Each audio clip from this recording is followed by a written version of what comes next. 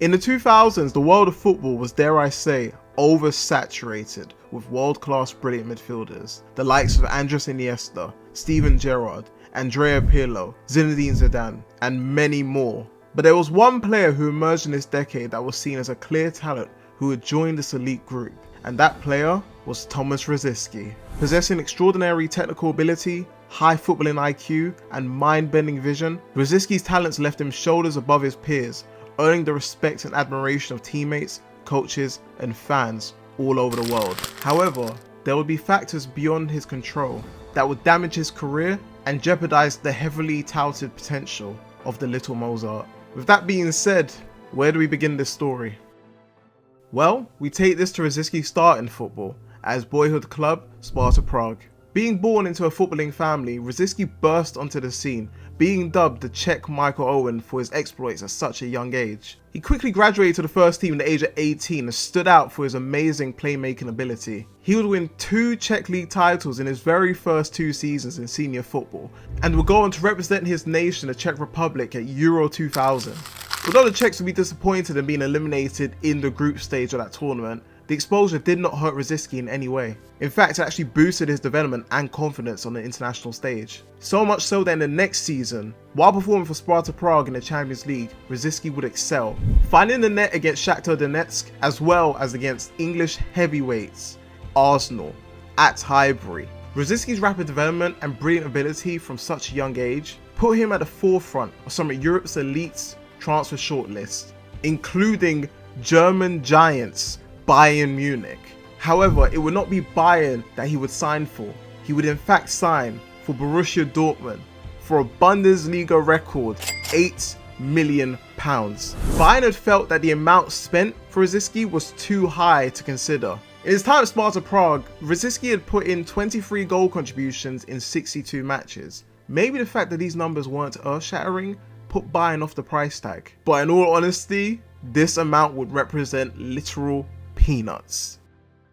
After wetting his feet in Bundesliga football with 6 assists in his first 15 games, Rosicky would explode into superstardom amongst the Bayern fans in the next season, striking up a fruitful relationship with that season's top scorer, Marcio Amoroso. Rosicky would collect 11 assists and score 5 goals as Dortmund went on to win the Bundesliga title, pipping Bayer Leverkusen as well as Bayern Munich to the title. In addition to that, he was picked in that season's Bundesliga Team of the Season and helped Dortmund reach the final of the UEFA Cup, unfortunately losing to Feyenoord 3-2. Even in the midst of this season, Inter Milan had made an absolutely astonishing £31.2 million bid for Tomas Rosicky, which was of course rejected. But the fact they made that bid for Rosicky, who had just joined the team, for £8 million, it already showed that Dortmund had made an amazing investment. As a recognition of his talents, Rosicky would go on to win the Czech Footballer of the Year awards in both 2001 and 2002. And just to clarify, this wasn't just a throwaway award. The Czech Republic had been building somewhat of a golden generation in stars such as Milan Baros, Petr Cech, and of course, the legendary Pavel Nedved. The disposal of this talent came at a great time. Euro 2004 proved to be an amazing period and tournament for all Czech Republic fans. Though being drawn in a group that included Netherlands and Germany, the Czech Republic would finish top of the table and would go on to advance to the semi-finals before losing, unfortunately, to eventual winners, Greece. Although a disappointment not to win, the Czechs had made themselves proud, and at this point, Tomas Rosicky was a bona fide star. His ability to dribble out of danger, display brilliant vision in tight spaces, and score a world-class finish made him one of the best youngsters in the world. And with this, was receiving interest from elite clubs such as Chelsea, Porto, and Barcelona. However, he would stay at Dortmund and continue his development. And Rosicky was admired for this, being loyal to the club who had given him a big chance in Europe. He continued to perform for them at the highest level, although Dortmund were dropping down the table each season. After 5 years at Borussia Dortmund, in which he tallied 24 goals and 47 assists in 189 games, as well as a string of man-of-the-match performances, Tomas Rosicky made his biggest move yet, joining Arsenal in 2006.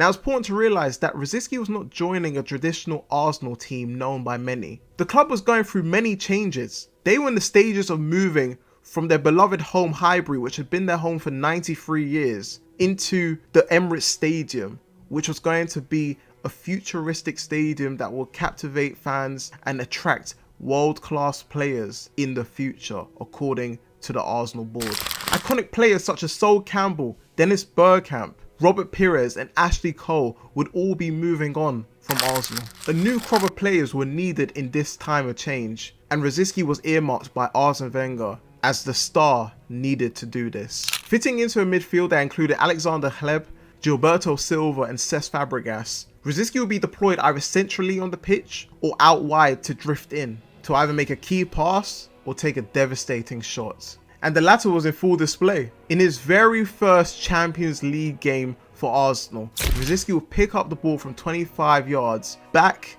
against Hamburg and would rifle it into the top roof of the net, giving Arsenal fans a taste of what was to come. He would continue the impressive performances that season in the 2006-2007 campaign. In one of his most famous outings against Liverpool at Anfield in the FA Cup, he would score 2 goals, sending the Arsenal fans into frenzy. Rosicky had become a trusted member of the first team and was seen as a player with a big future at the club, being massively admired by his manager Arsene Wenger. He picked up another Czech Footballer of the Year award that year in 2006, winning it for the 3rd time. Arsenal would finish 4th that season, but things were looking good. The next season would be even better, and Arsenal would be flying. The likes of Emmanuel Adebayor, Cesc Fabregas, Robin van Persie, along with Tomas Rosicky, would all hit the ground running. Operating in a more goal-scoring capacity this season, Rosicky would score 6 goals in his first 18 Premier League games, which actually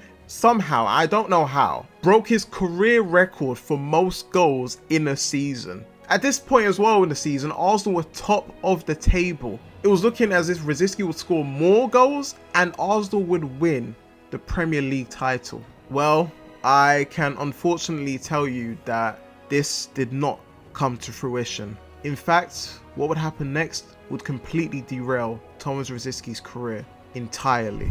In the 9th minute of Arsenal's FA Cup match against Newcastle in January 2008, Rosicky would be substituted in the 9th minute. It was discovered that he had suffered a hamstring tendon injury. However, the true severity of the injury would come to light in the coming months. Initially being seen as a minor injury, Rosicky would endure many setbacks. After a program of rehabilitation, recovery had not been effective and was forced to go into surgery in May 2008, effectively ruling him out from captaining the Czech Republic at that summer's Euro 2008. Along with that, Arsenal had dropped from 1st place in the league, finishing in 3rd place. A return in the new 2008-2009 season seemed to be a certainty. However, further setback in the form of another injury dashed Rosicky's hopes of return until March of that season. And it doesn't stop there. Constant injuries to his hamstring, his knee, as well as his groin would prevent him from making even a singular appearance in that season. It would be nearly 600 days from the point Rosicky got injured to the point where he was able to make his first appearance in Arsenal colours. Amazingly, coming off the bench to score and assist, albeit in a 4-2 loss to Man City, which was a classic for other reasons. Emmanuel Adebayor running to the other side of the pitch, celebrating in front of the Arsenal fans. Yeah, that was controversial to say the least. But what was important was that Rosicky was back in football, and the fact that he's shown that he could score and assist in the same match, it showed the quality was still there. Over the next 3 seasons, Rosicky would achieve regular football, playing in 105 matches for Arsenal over the next 3 seasons. Unfortunately, the good times didn't last, as Rosicky would suffer his first significant injury within this period, an Achilles tendon injury, ruling him out for 5 months. He had picked up the injury at Euro 2012, representing his nation, of course, the Czech Republic, at that tournament. And around this time, there was actually talks of Rosicky leaving Arsenal. Quite a bit had changed since Rosicky had joined. Of course, when he had joined the team, he was seen as a future star, obviously for the first team in the present and going into the future. However, his time away from the first team, being injured and fitness problems, meant that Arsene Wenger and the club had to figure out a way to build the team essentially without him, with the likes of Alex Song and Aaron Ramsey taking their spot in the central midfield. The highly touted potential Jack Wilshere was also seen as a long-term central midfield option for the club going forward. Although Rosicky was 32 years of age at this point, he received interest from Wolfsburg as well as Inter Milan. However, despite this interest, Rosicky would reject these potential suitors and sign a new contract at Arsenal, further strengthening his admiration from all Arsenal fans, as well as pretty much all fans in football who just wanted to see someone play the game that they love. In a more experienced role in the heart of midfield, Rosicky would return to the team, chipping in with important goals. A lot of them came against Tottenham, I'll be honest. As well as one of the greatest team goals scored in Premier League history against Sunderland. His efforts would finally see Arsenal lift the trophy in his tenure at the club, winning the FA Cup against Hull, beating them by 3-2 and earning another contract extension at the club. In fact, the 2013-2014 season had been extremely fruitful for Tomas Rosicky, and he had made 39 appearances that season, the most he had made in over 10 years, going back to his time at Borussia Dortmund. He would feature sparingly in the next season. The changes in Arsenal's team had seen a new generation of talent who could in the present produce more output than Rosicky. The likes of Alexis Sanchez, Mesut Ozil and Santi Cazorla were now the heavy hitters in the squad. When Arsenal lifted the 2015 FA Cup title, Rosicky had not been named in the squad. At this point, Rosicky was truly on the periphery of the squad, again sidelined with a serious knee injury that will keep him out for 7 months. He would make his final appearance for Arsenal against Burnley in the FA Cup, and again, sadly, succumbed to another injury in the midst of that match, this time to his thigh, sidelining him for a further 2 months. It was announced after nearly 1,000 days worth of injuries at Arsenal, Rosicky would be leaving at the end of the season after 10 years. He would receive a guard of honour on the final day of the season, with the players donning the iconic Rosicky 7 jersey.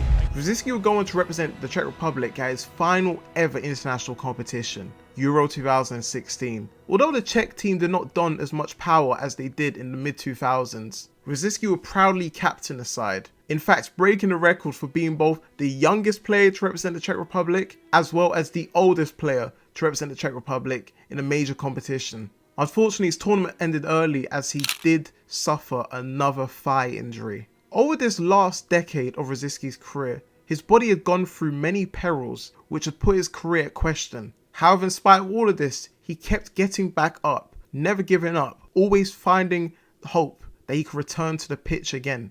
And with that being said, it was time for him to make an emotional return back to the club that helped him get his first footing into the game. The club which his father played for, the club which his brother played for, and the club which he first ever played for, Sparta Prague. He returned back to the club, signing a 2-year contract. He would make his second debut for the club after 15 years since he had left for Borussia Dortmund. But ironically, he would suffer another injury. And this one was a bad one. He had suffered a muscle fiber tear, which kept him out for the rest of the season. Not the best starts, to say the least. He would return to the team in the next season in spite of this, and would even score his first goal for the club in 17 years. However, following this, muscular injuries as well as constant setbacks would prevent him from reaching the fitness level to be a success in the team.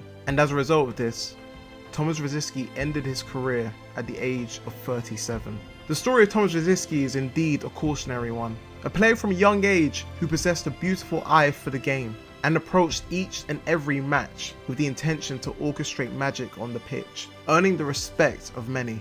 However, constant injuries and setbacks ruined the momentum that was once built of a star ranked amongst the world's elite. Considering Pavel Nedved was a Ballon d'Or winner hailing from Czechia, there was no doubt that Rosicky should have been in this conversation. In spite of these setbacks derailing his career, many would agree, along with myself, that Tomas Rosicky was indeed a shining light into the beauty of the beautiful game.